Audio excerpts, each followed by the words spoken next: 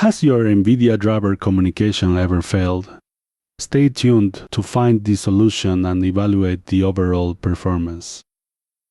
We install, review and evaluate Sparky Linux 8.3.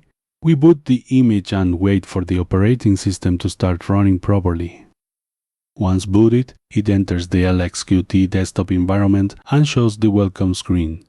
Then we proceed to run the system installer. We select English language, the location, in my case Guatemala, then keyboard layout. I choose Latin American as default input. Now it asks us to select the disk, also the installation method. In my case, I select Erase Disk completely, then click on Next. Then it asks us to enter full name, username, PC name, password and confirmation. Now we activate the login toggle option. Now we press on Install. Sparky is a fast, lightweight and fully customizable operating system. It is based on Debian stable. Now the system boots. The first boot speed is slow. Then we wait for the LXQt desktop environment to finish its full loading. Now we check the desktop panel and menu. The installed apps were the default ones. In general, it looks like a suitable setup. We open the terminal and increase the text and window size for better visibility. Now we update the system with command apt update. We install Fastfetch and Sysbench with apt install to observe system information and to perform performance benchmarking tests. Then run Fastfetch and we see kernel version is average. Idle memory is low and megabytes per package remain low overall. Now we run commands to check system information, considering distribution version, kernel version and memory usage details. We also check space occupied on disk. Then we verify boot time, removing firmware time overhead, which is still slow overall. We run Sysbench to evaluate performance, starting with single-thread CPU testing. The events per second result is excellent.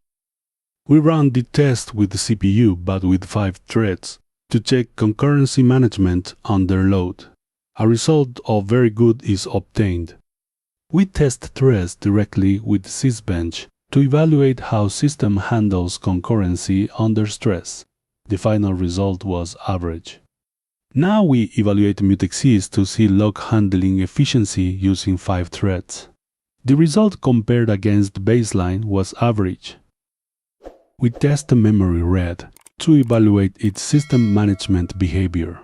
The result obtained is excellent compared to other distributions. Now we change command arguments to analyze memory write speed performance. The result obtained for this test is good overall. We prepare files for disk input and output test. This indicates a sequential write speed, performance of very good level. We run Sysbench indicating random filio mode, that is, disk input and output benchmarking. Result is excellent overall.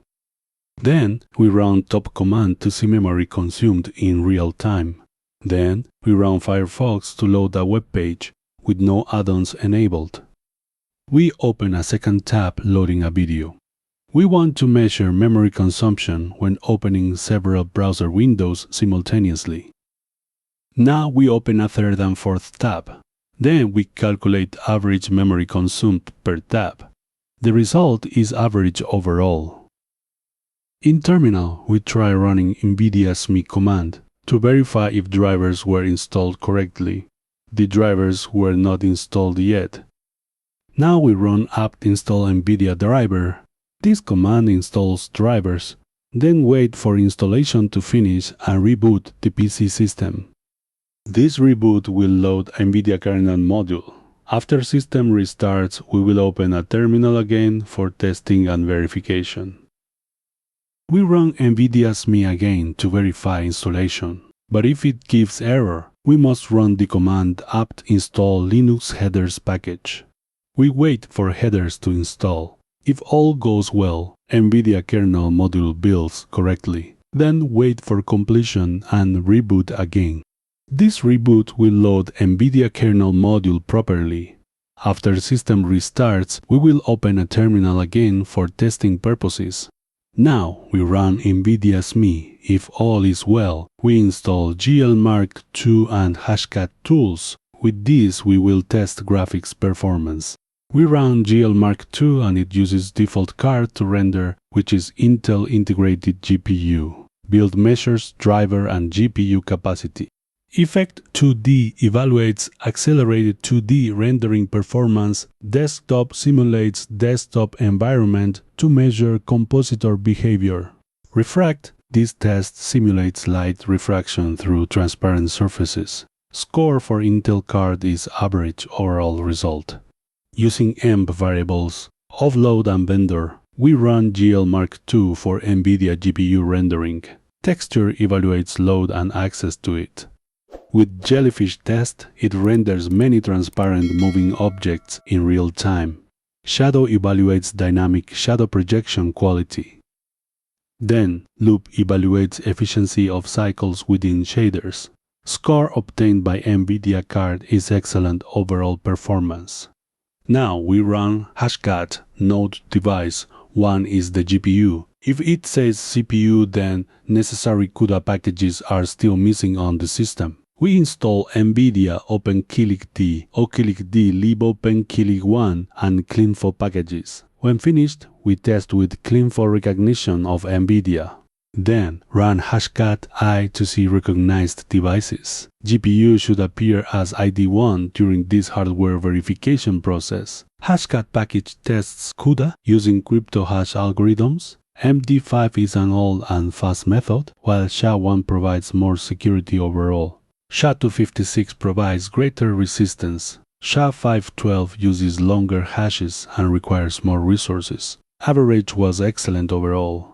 Basemark Web 3.0 is a performance test for web browsers on computers and mobile devices using JavaScript-based math workloads.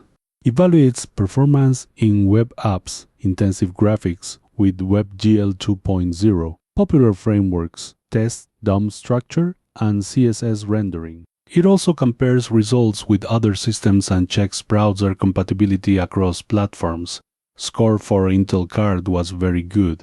Using offload and variables, we run Firefox with Basemark Web 3.0 to analyze browser performance on computers and mobile systems. Measures performance in web content. Demanding graphics with WebGL 2.0 and popular libraries like jQuery, DOM, and CSS rendering. Performs comparisons with other equipment and verifies browser compatibility across systems. NVIDIA result obtained is very good.